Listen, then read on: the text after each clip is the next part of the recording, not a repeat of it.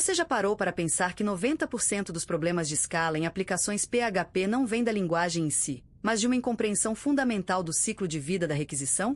É um dado alarmante, mas real. Muitos desenvolvedores sabem escrever a sintaxe, sabem criar um controller, sabem definir uma rota, mas não fazem ideia do que acontece entre o momento em que o servidor recebe o pacote HTTP e o momento em que a resposta é devolvida. E é exatamente nesse vácuo de conhecimento que nascem as aplicações lentas, inseguras e impossíveis de manter. É por isso que esta masterclass do Dev Raiz existe. Hoje, nós não vamos apenas aprender a digitar comandos, vamos dissecar a anatomia do framework mais robusto do ecossistema PHP. Bem-vindos ao domínio do Laravel 12. Eu sou a Maia, e nas próximas horas de estudo, eu serei sua guia técnica. Nosso foco hoje é absoluto, fundamentos e arquitetura. Vamos cobrir a instalação, mas não como um tutorial de blog. Vamos entender o que o Composer está fazendo nos bastidores. Vamos explorar a estrutura de diretórios, mas com um olhar crítico sobre as mudanças recentes que simplificaram o esqueleto da aplicação. Vamos desmistificar o arquivo .env, o mais importante. Vamos mergulhar fundo no ciclo de vida da requisição e no Service Providers. Se você entender Service Providers, você entende Laravel. Se não entender, você apenas usa Laravel. Há uma diferença brutal entre os dois. Vamos começar pelo alicerce, a instalação. Quando você executa um comando como Composer Create Project Laravel, você não está apenas baixando arquivos. Você está invocando o Composer, o gerenciador de dependências que revolucionou o PHP moderno. Para o Laravel 12, precisamos garantir que nosso ambiente esteja preparado. Estamos falando de PHP 8.2 ou superior. Por que essa exigência? Porque o Laravel aproveita intensamente as novas features da linguagem, como types, read-only properties e enums. Sem uma versão moderna do PHP, o framework não consegue oferecer a performance e a segurança de tipos que promete. Além disso, as extensões BCMath, Type, FileInfo, JSON, MIBstring, OpenSSL, PDO, Tokenizer, XML. Cada uma delas tem um papel crucial. Por exemplo, a extensão Tokenizer é vital para que o motor do Laravel consiga fazer a reflexão e análise do código para a injeção de dependência. Sem ela, a mágica do Service Container simplesmente não acontece. Uma vez que o comando termina, você tem em mãos o que chamamos de Application Seleton. Nas versões mais recentes, incluindo Laravel 12, você vai notar uma mudança filosófica significativa em relação ao passado. A estrutura está mais enxuta. Menos arquivos de configuração expostos, menos pastas vazias. Isso é intencional.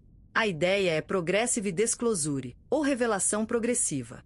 O framework não te inunda com complexidade que você não precisa no dia 1. Mas, como engenheiros, precisamos saber onde as coisas estão. Vamos caminhar pela estrutura de diretórios, começando pela raiz. A pasta app. Este é o coração da sua lógica de domínio. É aqui que seus models, services e a maioria das suas classes PHP vão residir. Por padrão, o namespace é app, seguindo a PSR4, que é o padrão de autoloading da indústria. Se você abrir a pasta app hoje, verá que ela está muito mais limpa do que em versões antigas.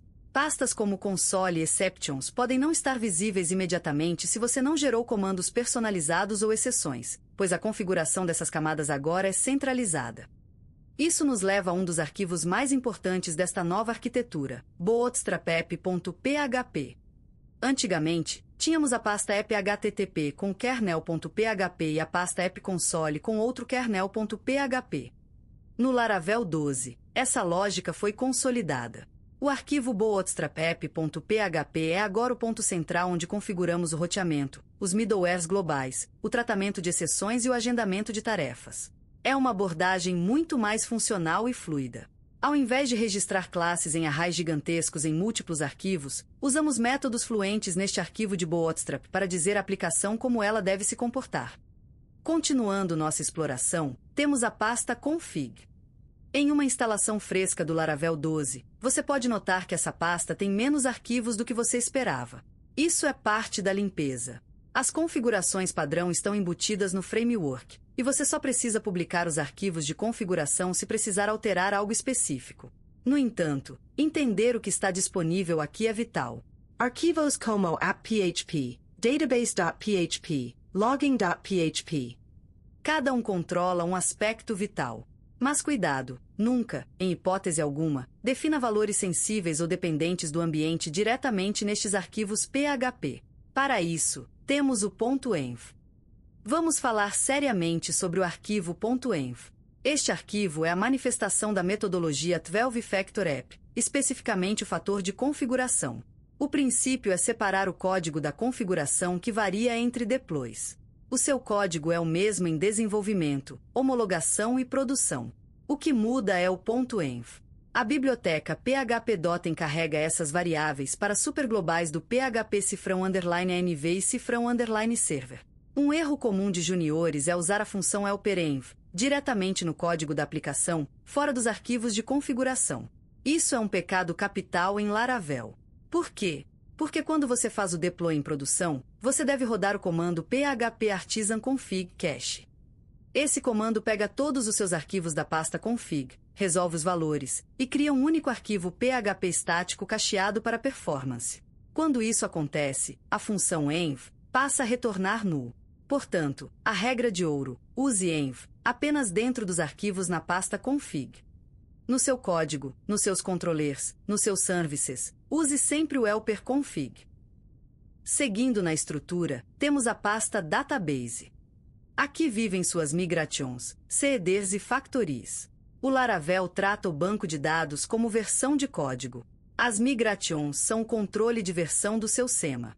Isso permite que você trabalhe em equipe sem que um desenvolvedor quebre o banco de dados do outro. A pasta public é o único diretório que deve estar acessível via servidor web. O arquivo index.php lá dentro é o ponto de entrada de todas as requisições. É o funil. Nada fora da pasta public deve ser servido diretamente pelo Nginx ou Apache. Isso é uma questão crítica de segurança. Temos também resources, onde ficam suas views, Blade, arquivos CSS e JavaScript não compilados. Routes, onde definimos as rotas da aplicação em arquivos como web.php e api.php. Sotorage, que é onde Laravel guarda logs, arquivos compilados do Blade, seções baseadas em arquivo e uploads. E claro, TES, que já vem configurada com PES ou PHP Unit, incentivando o TDD desde o primeiro segundo. E finalmente, a pasta vendor, onde o Composer instala as dependências. Nunca toque na pasta vendor. Se você precisar alterar algo lá, você deve estender a classe ou usar um padrão de projeto como decorator, mas nunca editar o código-fonte da biblioteca. Agora que temos o mapa do território, vamos falar sobre o fluxo do rio, o ciclo de vida da requisição, ou Request Lifecycle. Entender isso separa os amadores dos profissionais. Tudo começa no publicindex.php. Quando uma requisição HTTP chega, o servidor web a direciona para este arquivo. A primeira coisa que ele faz é carregar o autoloader do Composer. Isso garante que todas as classes necessárias estejam disponíveis sem precisarmos de require manuais. Em seguida, o index.php recupera uma instância da aplicação Laravel através do script bootstrap.php. Lembre-se, este é o mesmo arquivo que configuramos anteriormente. Essa instância da aplicação serve como Service Container, o recipiente que vai gerenciar todas as dependências do sistema. O próximo passo é enviar a requisição para o kernel HTTP ou console, dependendo do contexto. No Laravel moderno, essa distinção é abstraída, mas o conceito permanece. A aplicação precisa processar a entrada. Antes de a requisição chegar ao seu código, ela passa por uma série de processos cruciais. O primeiro deles é o carregamento dos Service Providers. Vamos pausar aqui e dar ênfase total. Service Providers são a chave mestra do Laravel. Se a aplicação é o corpo, os Service Providers são os órgãos vitais. É através deles que todos os componentes do framework são inicializados: banco de dados, filas, validação, roteamento. Tudo é bootado via Service Providers. Um Service Provider tem dois métodos principais, register e boot. No método register, você deve apenas ligar coisas ao Service Container. Você diz, ei, container, quando alguém pedir a interface PyManGateway, entregue esta classe strip PyManGateway. Você não deve tentar usar nenhum serviço dentro do método register, porque você não tem garantia de que outros serviços já foram carregados. É apenas registro. Já no método boot, que é chamado depois que todos os provedores foram registrados, você pode acessar outros serviços. É aqui que registramos listeners de eventos, rotas, middlewares, ou qualquer coisa que dependa de outro pedaço do framework. Imagine um cenário real que enfrentei numa consultoria. Uma equipe estava tentando acessar o banco de dados dentro do método register de um provider personalizado para carregar configurações dinâmicas. O resultado? Erros intermitentes e falhas na inicialização em ambientes de teste, porque a conexão com o banco ainda não estava totalmente resolvida ou o helper de configuração não estava pronto. A solução foi mover essa lógica para o método boot ou, melhor ainda, para o middleware ou uma camada de configuração cacheada. Entender a ordem de carga salvou o projeto. Depois que os service providers carregaram e a aplicação acordou, a requisição é enviada para o router. O roteador vai inspecionar a URL e o método HTTP e decidir para onde enviar essa requisição. Mas antes de chegar ao destino final, ela precisa passar pelos middlewares. Middlewares são como camadas de uma cebola ou filtros de segurança em um aeroporto. Eles podem inspecionar, modificar ou rejeitar a requisição. Temos middlewares para verificação de CSRF, autenticação, trim de strings, conversão de strings vazias para null. Se um middleware rejeita a requisição, como no caso de um usuário não autenticado, o ciclo é interrompido ali mesmo e uma resposta de erro é devolvida. Se a requisição passa por todos os middlewares, ela finalmente atinge o seu controller ou sua closure de rota. É aqui, e somente aqui, que sua lógica de negócio específica para aquela ação deve começar a ser executada. O controller processa os dados, talvez chame um service, que chama um repository, que fala com o banco de dados. Ele prepara os dados e retorna uma resposta. Geralmente, essa resposta é uma view ou um JSON. Mas o ciclo não acaba quando você retorna a resposta no controller. A resposta viaja de volta para fora, passando novamente pelos middlewares, que têm a chance de modificar a resposta antes de ela ser enviada ao cliente. Por exemplo, adicionar EADs de segurança ou comprimir o conteúdo. Finalmente, a resposta sai pelo publicindex.php e é entregue ao navegador do usuário. E tudo isso acontece em milissegundos. Vamos aprofundar um pouco mais no Service Providers, pois aqui no Dev Raiz nós não aceitamos conhecimento superficial. O arquivo config.app.php costumava ter uma lista enorme de providers. Agora, o framework descobre muitos deles automaticamente, ou os carrega baseados na estrutura. Mas o App Service Provider continua lá, firme e forte na pasta App Providers. Ele é o lugar padrão para colocar a lógica de inicialização da sua aplicação. Quer definir um comprimento padrão para strings nas migrações do MySQL? Coloque no método boot do App Service Provider. Quer configurar observadores de modelos globais? App Service Provider. Mas não caia na armadilha de colocar tudo no App Service Provider. Se sua aplicação crescer, crie seus próprios provedores. Por exemplo, se você tem uma integração complexa com uma API de terceiros, crie um third-party API Service Provider. Isso mantém seu código organizado e modular. O Laravel 12 facilita muito a criação e o registro desses provedores. A arquitetura modular não é apenas sobre separar arquivos, é sobre separar responsabilidades e ciclos de vida. Uma característica fascinante do Service Container no Laravel é a capacidade de binding.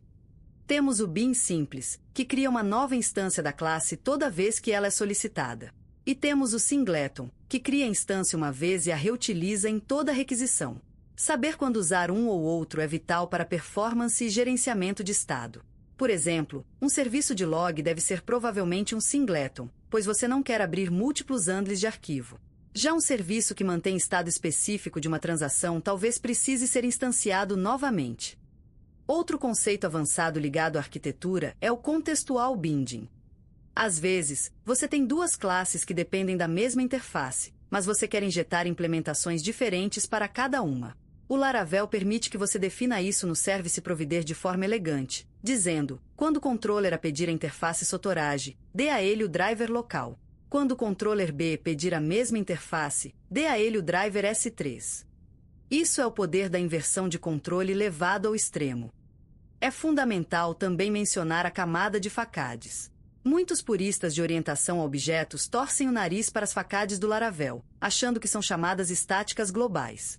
Mas arquiteturalmente, elas são proxies estáticos para objetos resolvidos no Service Container. Quando você chama root get, você está na verdade acessando a instância do serviço de roteamento que está no container. As facades oferecem uma sintaxe expressiva e tersa, mas mantêm a testabilidade, pois podemos fazer o MOOC dessas chamadas em testes unitários facilmente. Entender que por trás de uma facade existe um serviço real instanciado no container conecta os pontos entre a conveniência e a arquitetura sólida. Vamos recapitular o fluxo para garantir que isso esteja gravado na sua memória. O usuário faz a requisição. O index.php captura. O autoloader entra em ação. A aplicação é instanciada no bootstrap.php. O kernel, ou a nova estrutura de Bootstrap, assume.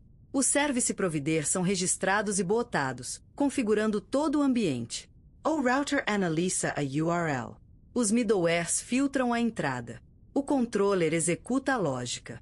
A view ou JSON é gerada. A resposta volta pelos middlewares. O usuário recebe o resultado. É uma sinfonia perfeitamente orquestrada. Eu quero que vocês pensem no arquivo .env mais uma vez. Além das credenciais de banco e chaves de API, ele controla o modo de debug. A variável app_debug igual true é sua melhor amiga no desenvolvimento e sua pior inimiga em produção. Se você deixar isso como true em produção, qualquer erro vai expor stack traces, variáveis de ambiente, senhas e estrutura interna do seu código para o mundo. Isso é uma falha de segurança gravíssima. No Dev Raiz, nós tratamos segurança como parte da arquitetura, não como um adendo. A arquitetura segura começa na configuração correta do ambiente. A beleza do Laravel 12 está em como ele esconde essa complexidade sem impedir que você a acesse. A estrutura de diretório simplificada não removeu funcionalidades, ela apenas as organizou de forma mais inteligente. O arquivo bootstrap.php é um exemplo brilhante de design de API, permitindo configurar comportamentos complexos de exceção e roteamento com uma sintaxe limpa e legível. Mas, para tirar proveito disso, você precisa saber o que está acontecendo por trás dessa fachada limpa.